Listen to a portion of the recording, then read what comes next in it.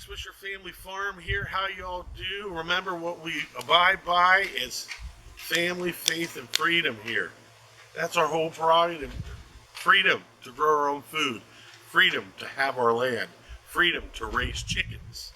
Faith in the Lord above. And, of course, our family that's here on the farm now.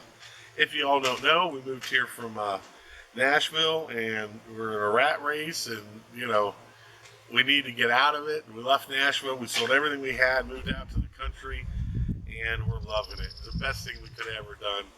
God blessed us with that. God blessed us with the vegetables and the food and the production that we have in our garden. And that's why we stand for those three things here. If you haven't subscribed, please hit that subscribe button, hit that thumbs up, and tell your friends about us. You know, when we initially started out doing this, we were just testing out YouTube. And, you know, now I do it to try to help people and to try to do right by people. I'll try it, and if I fail, and I'll tell you how I fail. I will cover it up. Everything ain't always beautiful on the farm.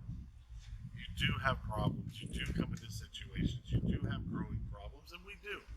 We have problems just like everybody else. So don't ever think that we're living this lifestyle of everything is perfect, because nothing is perfect in life. You know, why we do gardening? Because we love to do gardening. We absolutely love it. It makes us happy. It's being out in the fresh air, Mother Nature. You know, as you can hear the birds behind me, and I look up and I can see birds flying around, and our hummingbirds are happy. We've got 5 hummingbirds right now, and they are all happy.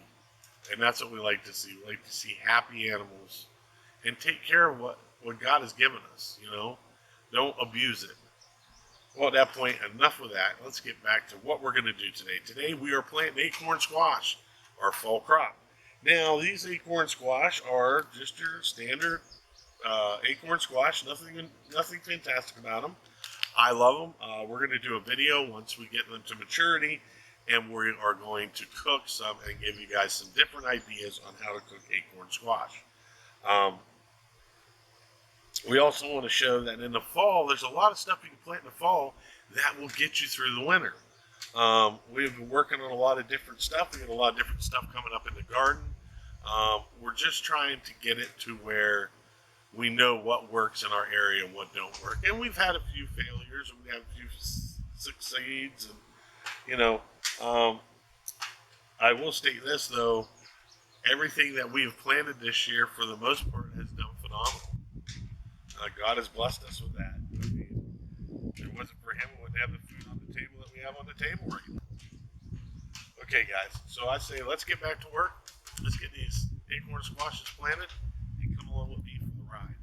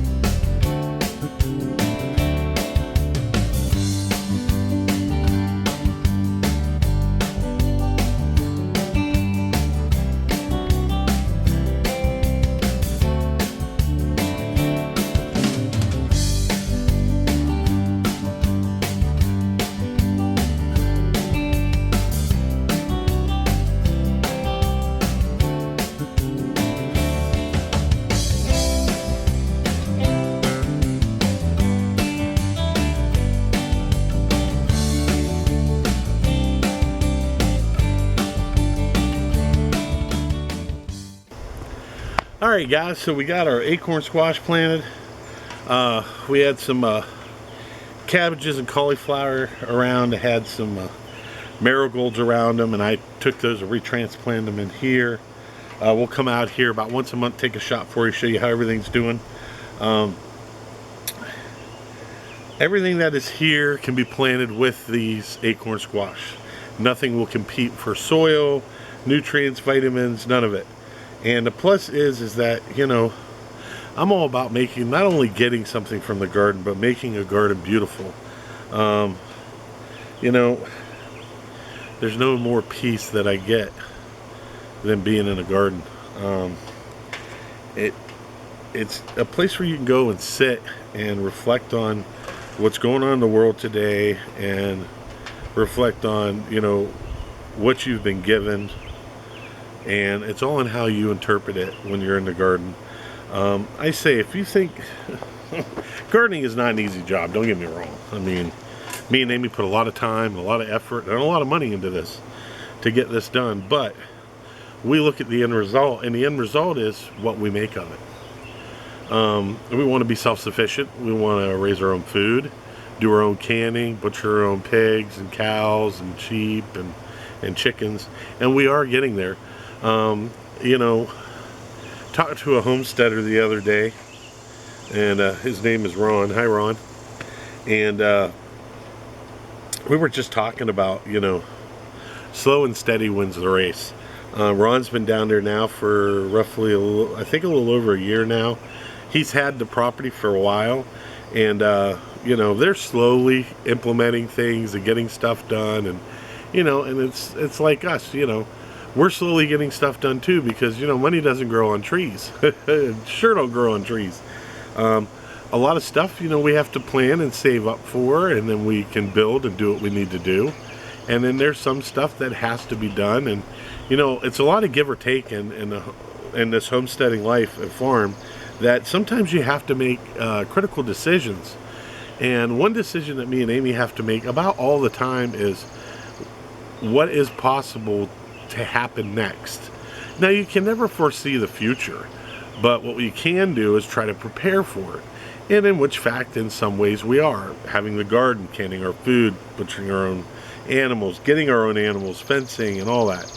But what I really am surprised at is that, you know, normally, and all of you know this, if all of you can understand where I come from right now, it always is when, you know, you're saving up for something that unfortunately something else will take what you've been saving for to do a repair, or it's a must-have, it's a need, you know. And me and Amy have went through a lot of that in the past, you know, 3 years now, 4 years. I've even lost track of how long we've been on the farm. Pretty bad, huh?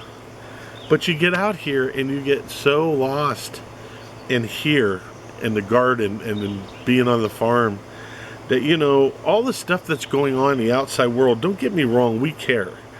But all the stuff on the outside world becomes not as important as it was when we were living in the city. You know, when we were living in the city, it was non-stop. I just go to work, come home, go to work, come home, go to work, come home. And I mean, you know, I worked 80 hours, 90 hours a week. And I was killing myself, literally killing myself. And let me tell you, you know, all those years that I took working in the restaurants and running restaurants and owning restaurants has really taken a toll on my health for my body. And I understand, I am overweight, and I get that, you know. But, you know, this is what made me who I am today. And am I comfortable with myself? Well, yes, I am pretty comfortable with myself. Do I need to lose some weight? You betcha. Do I have some bad habits? I do. And, you know, I don't know if you guys ever knew this. I do have a bad habit, and in the process of fixing that bad habit now is, yes, I do smoke. That's pretty much the only bad habit I have. And unfortunately, it's probably one of the worst habits I can have. And, you know, if you guys want to leave comments down there, or, you know, I know, trust me, I've been on and off the wagon of trying to quit for the longest time. And we're about to try something new coming up in the next couple of weeks. And I'm gonna try it first, and then I'm gonna clue you guys in on what I did to do it, to quit smoking. Smoking is a drug, man. It has, if not the worst effects, like you know, cocaine or or any of these other drugs out there, prescription drugs and stuff. You know, I've smoked for so long and I've become dependent on it, and it's pretty bad when you're dependent on it. And you try so hard to quit so many times. And, you know, a lot of my going to smoking cigarettes is stress. It's a way I've trained my brain to relax me. And really, all smoking is what's up here. You know, it's doing damage here, but it's all up here. And if you can get the right mindset, you know, like I made a commitment that I was going to become an alcoholic when I was cooking. I was going to become a drug addict when I was cooking. And, you know, I made all these steps in place, but I never took the thought of quitting smoking.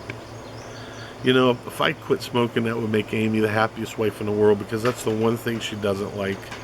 And I apologize to her for all the years that she's put up with me doing it. And I just, you know, it's a bad habit. And you people don't have this habit. Don't walk up to people and just say, hey, you know, just quit. Stop smoking. Don't do it anymore. It's not that easy. That's like taking a crack and say, hey, just quit smoking crack and you'll be all right. It doesn't work that way. And you have to realize that. If you want to support a person, don't gang up on them about their smoking habit or about because they smoke. If you really want to help them out, I'm going to tell you the best thing you can do. The best thing you can do to help them out is to support them and say, look, I know you can do it. I have faith in you. I'll pray for you. And hopefully you can get past this barrier of addiction. That's how you help somebody out. Don't chastise them about it. Don't make jokes about it. You know, because to us it isn't funny. We know it's a problem. We know we have an issue. We don't need to hear the issue from you. And there's people out there who are going to want help, and there's people out there who just don't want the help. If they don't want the help, don't bring it up to them. Don't even talk to them. Just leave it alone. Me, I want to quit. On my health, I got grandkids. I want to be around for a while. You know, I've done a lot of damage to my body over the years, and I'm really, you know, I'm really worried now because, you know, I don't know at 50 how much time I have left. You know, it could be 5 years, it could be 10 years, it could be 20 years, it could be a year. We don't know. And I want my the rest of my life, my next 25, 50 years, we'll say, I want those to be enjoyable. And I want to look back and not regret about anything I did. And I want to know that, you know, I got to spend the good quality time with my grandkids, not smoking, and, you know, not subjecting them to it, and not subjecting Amy to it, and to know that, you know, I did the right thing. Well, guys, I'm not going to go into any more of that with you, but I just thought, you know, we want to be honest on this channel. We want you to know what our trials and tribulations are. And this is one thing I've really not talked about, and it's a really bad habit. But, you know, I'm going to try to break that habit. Like I said, we've got something new coming up that we're going to try to conquer this. And they say it should work. It's about a 90% success rate, and it is not taking pills, guys. It's not taking pills. So once I figure it out and I do it and I become successful, trust me, you will know. But yeah, I'm pretty stoked about it because I just want to quit. I'm tired of it. Yeah, I just want to quit. Well, at that point, guys, God bless you. Remember, family, faith, and freedom is what we're about here. Having our garden, raising our chickens, having the farm, and bringing you guys out to see what our life is like, being 50 plus and doing this. To know that even when you hit the age of 50, you can still do this. You don't have to do this when you're 20 and 30s. You can do this in your 50s. We're doing it. It's a lot of work, but we're doing it. And God blessed us with it. At that point, guys, we'll see you later. Until next time, God bless.